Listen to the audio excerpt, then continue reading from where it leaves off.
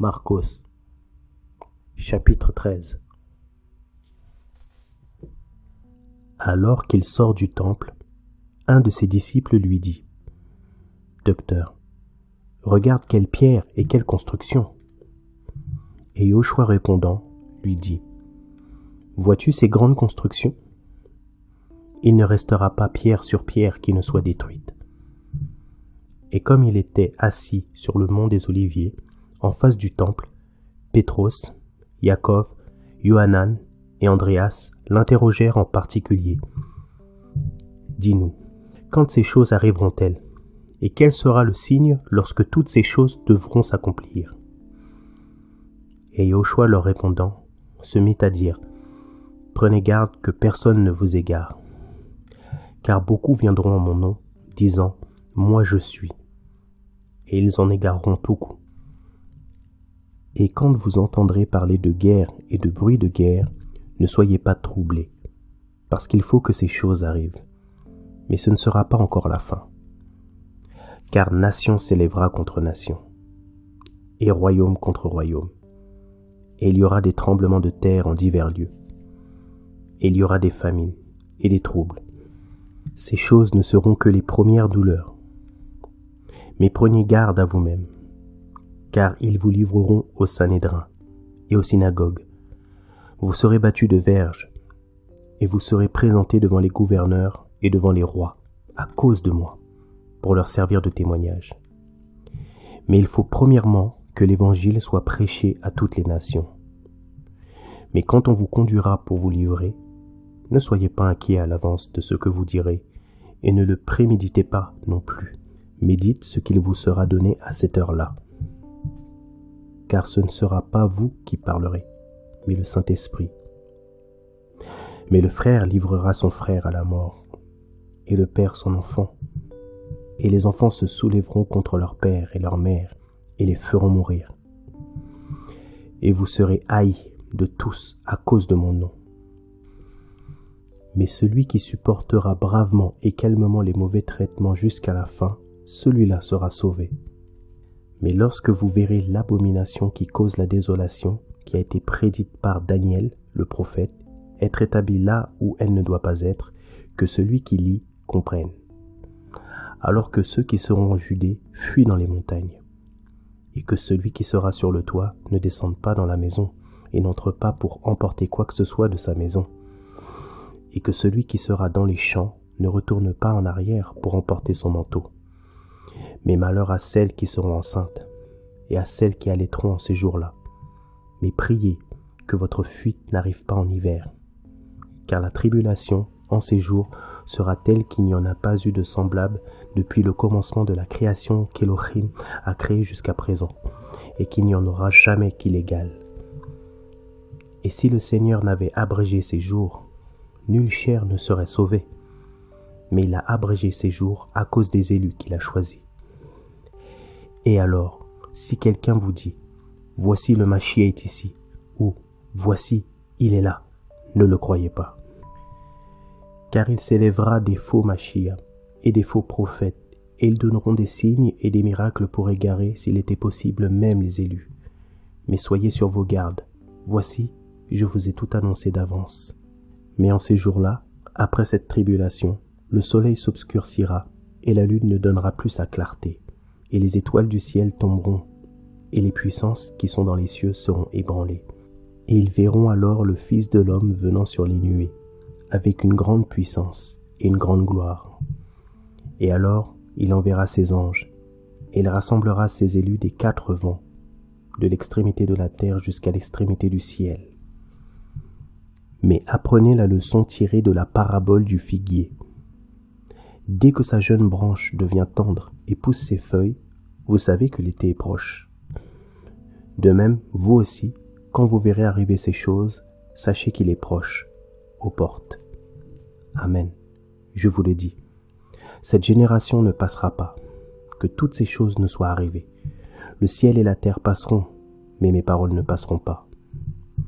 Or, pour ce qui est du jour ou de l'heure, personne ne le sait, ni les anges dans le ciel, ni le Fils excepté le Père. Faites attention, veillez et priez, car vous ne savez pas quand c'est le temps.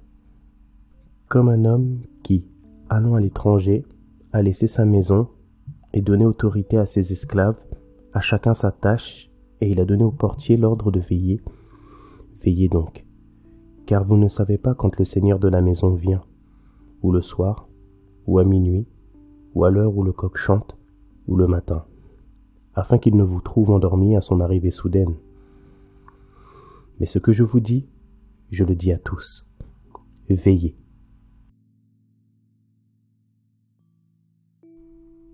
Marcos, chapitre 14.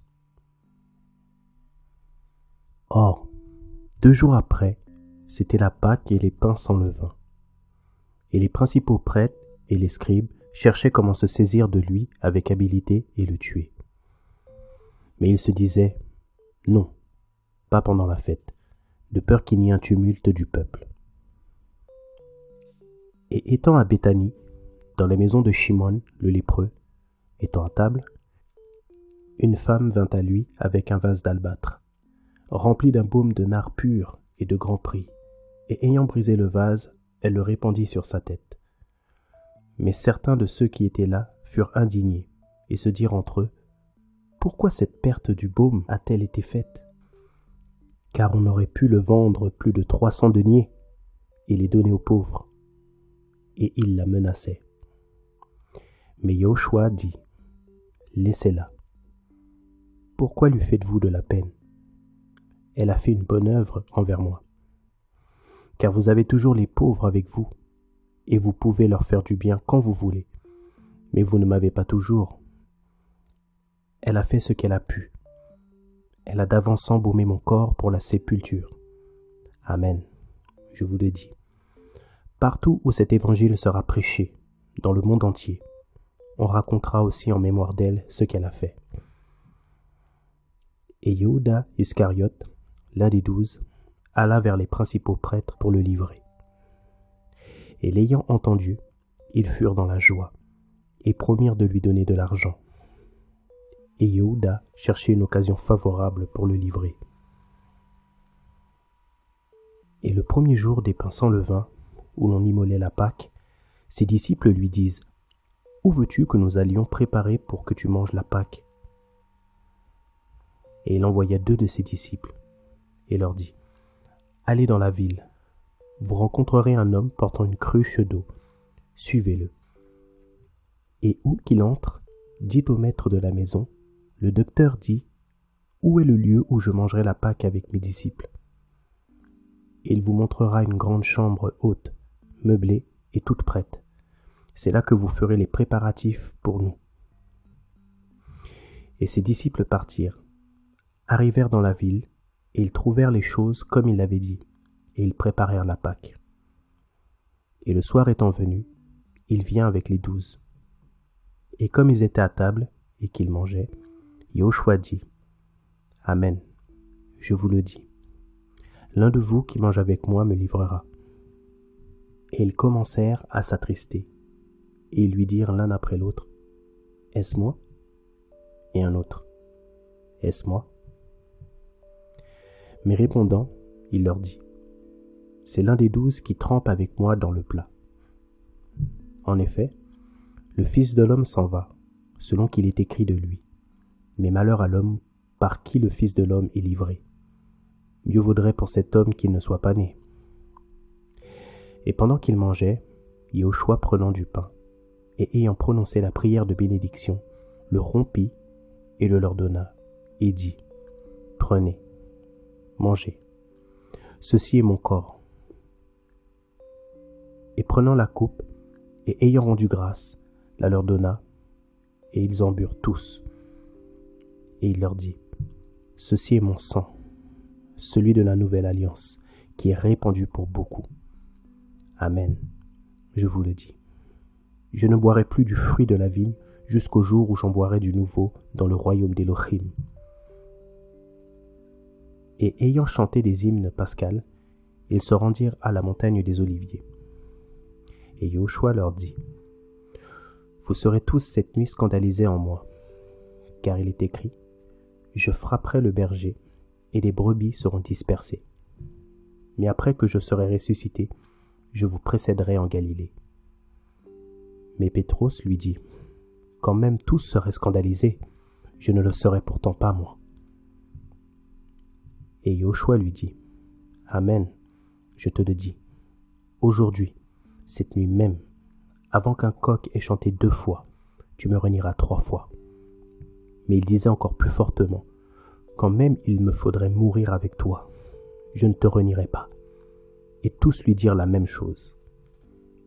Et ils se rendent dans un lieu appelé Gethsémané, et Yahushua dit à ses disciples, « Asseyez-vous ici, jusqu'à ce que j'aie prié. » Et il prend avec lui Pétros, Yaakov et Yohanan, et il commença à être saisi de frayeur et d'angoisse. Et il leur dit, « Mon âme est saisie de tristesse jusqu'à la mort. Restez ici et veillez. » Et s'en allant un peu plus en avant, il se jeta contre terre et pria que s'il était possible, cette heure s'éloigne de lui. Et il disait, « Abba, Père, toutes choses te sont possibles, éloigne de moi cette coupe. Toutefois, non pas ce que je veux, mais ce que tu veux. » Et il vient et les trouve endormis. Et il dit à Pétros, « Shimon, tu dors? Tu n'as même pas été capable de veiller 1 heure. Veillez et priez, afin que vous n'entriez pas en tentation. En effet, l'esprit est bien disposé, mais la chair est faible. » Et s'étant éloigné de nouveau, il fit la même prière, en disant les mêmes paroles.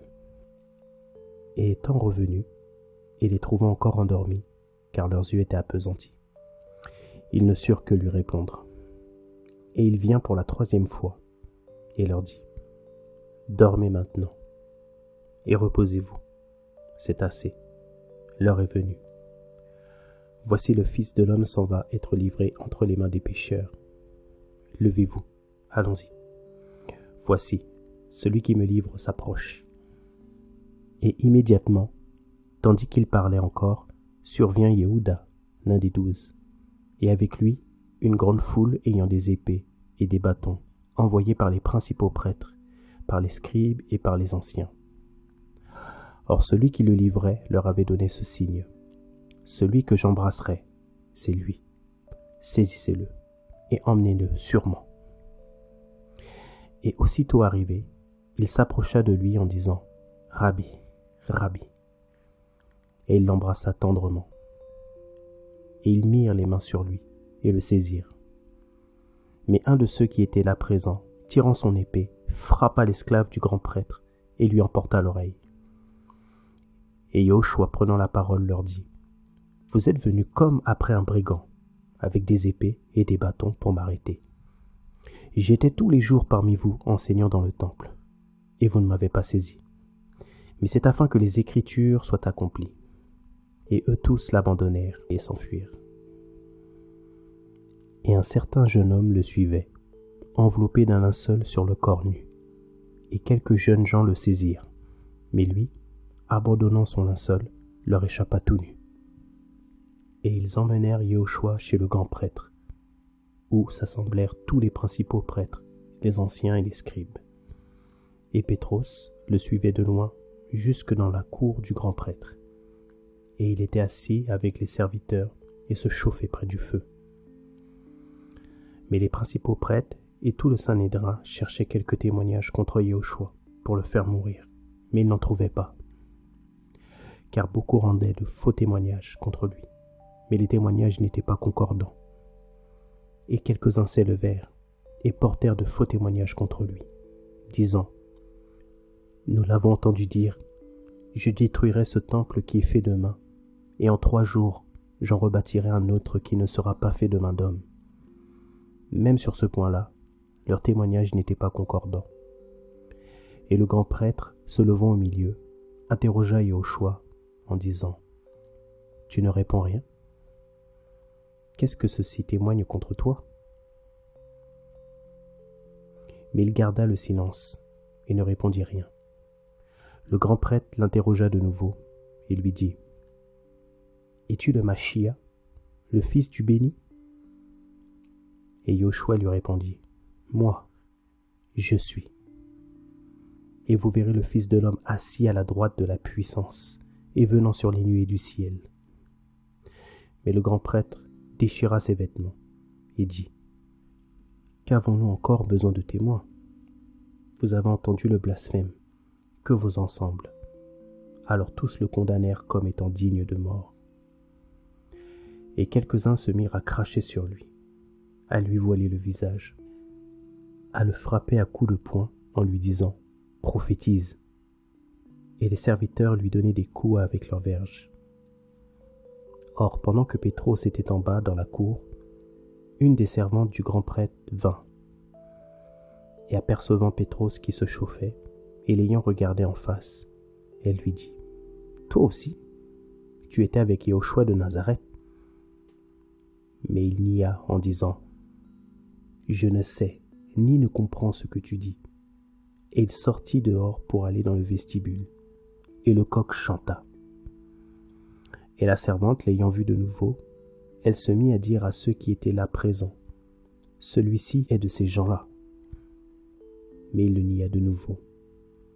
Peu après, ceux qui étaient là présents dirent de nouveau à Pétros, « Certainement, tu es de ces gens-là, car tu es galiléen, et ton langage s'y rapporte. » Mais il se mit à se maudire et à jurer en disant, « Je ne connais pas cet homme-là dont vous parlez. » Et le coq chanta pour la seconde fois, et Pétros se souvint de cette parole que Yoshua lui avait dite, « Avant que le coq chante 2 fois, tu me renieras 3 fois. » Et en y réfléchissant, il pleurait.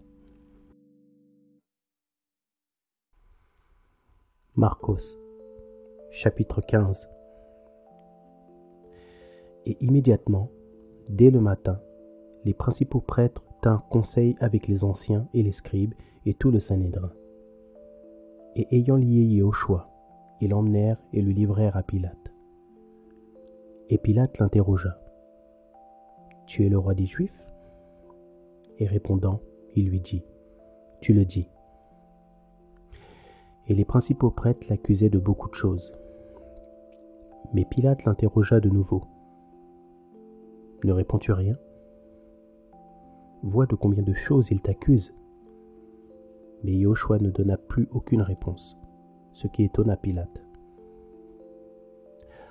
Or, à chaque fête, il relâchait un prisonnier, celui que demandait la foule. Or, il y en avait un nommé Barabbas, qui était prisonnier avec ses compagnons d'insurrection pour une insurrection, dans laquelle ils avaient commis un meurtre. Mais la foule se mit à demander à Pilate, avec de grands cris, ce qu'il avait coutume de leur accorder.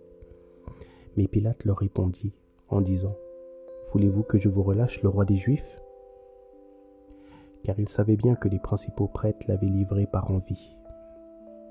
Mais les principaux prêtres excitèrent la foule, afin que Pilate leur relâche plutôt Barabbas. Et Pilate, reprenant la parole, leur dit encore, « Que voulez-vous donc que je fasse de celui que vous appelez roi des Juifs ?» Et ils s'écrièrent de nouveau, « Crucifie-le !» Et Pilate leur dit, « Mais quel mal a-t-il fait ?» Et ils s'écrièrent encore plus fort, « Crucifie-le !» Mais Pilate, voulant satisfaire la foule, le relâcha Barabbas.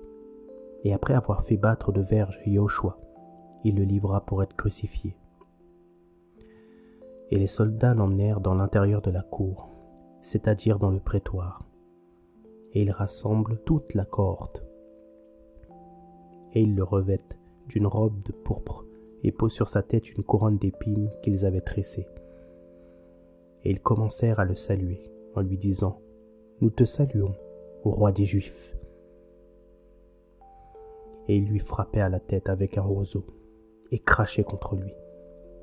Et fléchissant les genoux, ils l'adoraient.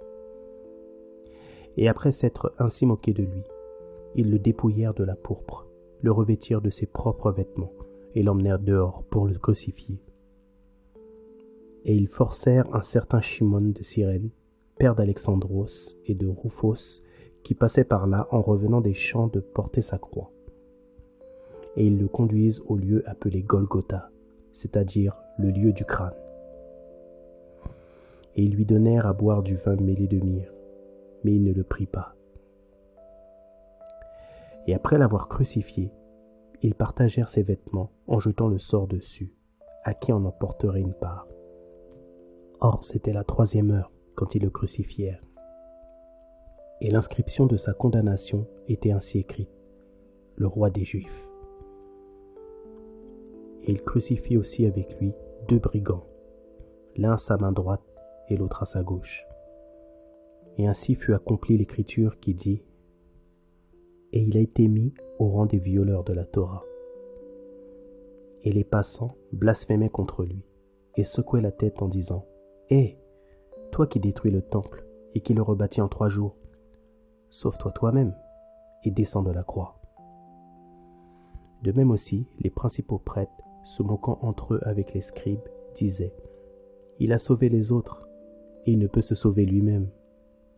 Que le Machia, le roi d'Israël, descende maintenant de la croix, afin que nous le voyions et que nous croyions. Ceux qui étaient crucifiés avec lui l'insultaient aussi.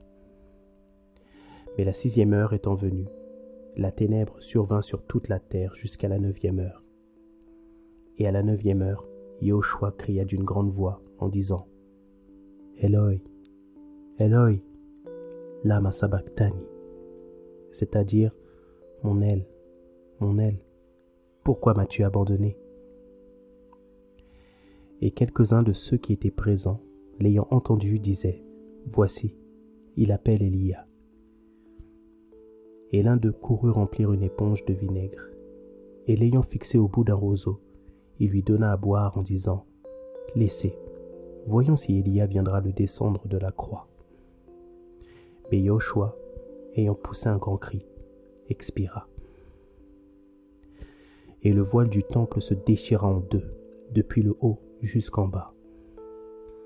Et le centenier, qui était en face de lui, voyant qu'il avait expiré en criant ainsi, dit: cet homme était vraiment le fils d'Élohim.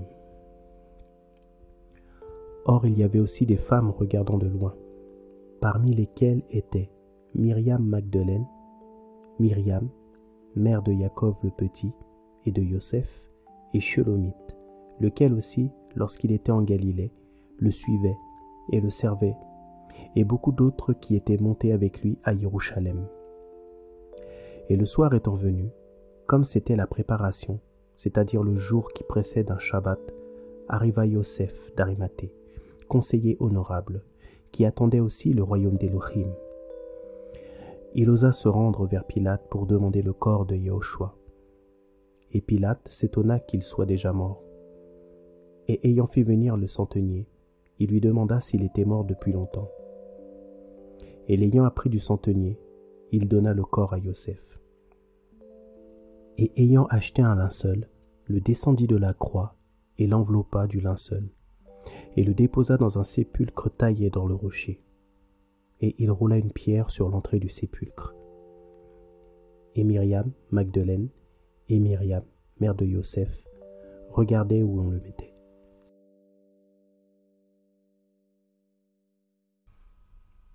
Marcos, chapitre 16. Et lorsque le Shabbat fut passé, Myriam, Magdeleine, Myriam, mère de Jacob, et Shelomith achetèrent des aromates pour venir oindre le corps. Et très tôt le matin, un Shabbat, elles viennent au sépulcre, comme le soleil venait de se lever. Et elles se disaient entre elles: qui nous roulera la pierre de l'entrée du sépulcre? Et levant les yeux, elles voient que la pierre, qui était très grande, avait été roulée. Et elles entrèrent dans le sépulcre. Elles virent un jeune homme assis à droite, vêtu d'une robe blanche, et elles furent terrifiées. Mais il leur dit: ne soyez pas terrifiés. Vous cherchez Yahushua de Nazareth, qui a été crucifié. Il est ressuscité. Il n'est pas ici. Voici le lieu où on l'avait mis. Mais allez, et dites à ses disciples et à Pétros qu'il vous précède en Galilée. C'est là que vous le verrez, comme il vous l'a dit. Et sortant rapidement du sépulcre, elles s'enfuirent, car la peur et le trouble les avaient saisies. Et elles ne dirent rien à personne, car elles avaient peur.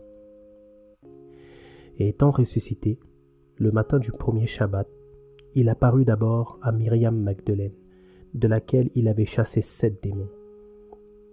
Celle-ci, s'en étant allée, porta la nouvelle à ceux qui avaient été avec lui, et qui étaient dans le deuil et pleuraient. Mais eux, entendant qu'il était vivant, et qu'il avait été vu par elle, ne crurent pas. Or après ces choses, il fut manifesté sous une autre forme à 2 d'entre eux, qui étaient en chemin pour aller à la campagne. Et ceux-ci s'en allèrent et portèrent la nouvelle aux autres, mais ils ne les crurent pas non plus. Enfin, il fut manifesté aux 11 eux-mêmes pendant qu'ils étaient à table, et il leur reprocha leur incrédulité et leur dureté de cœur, parce qu'ils n'avaient pas cru ceux qui l'avaient vu ressusciter. Et il leur dit, « Allez dans le monde entier, et prêchez l'évangile à toute créature. Celui qui croira et qui sera baptisé sera sauvé, mais celui qui ne croira pas sera condamné. Et voici les signes qui suivront de près ceux qui auront cru. Ils chasseront les démons en mon nom. Ils parleront de nouvelles langues. Ils prendront dans leurs mains les serpents. Et s'ils boivent quelque chose de mortel, elle ne leur fera pas de mal. Ils imposeront les mains aux malades, et ils seront guéris. » Après leur avoir parlé, le Seigneur fut enlevé au ciel, et s'assit en effet à la droite d'Élohim. Et eux, étant partis, prêchèrent partout, le Seigneur travaillant avec eux, et confirmant la parole par les signes qui les accompagnaient.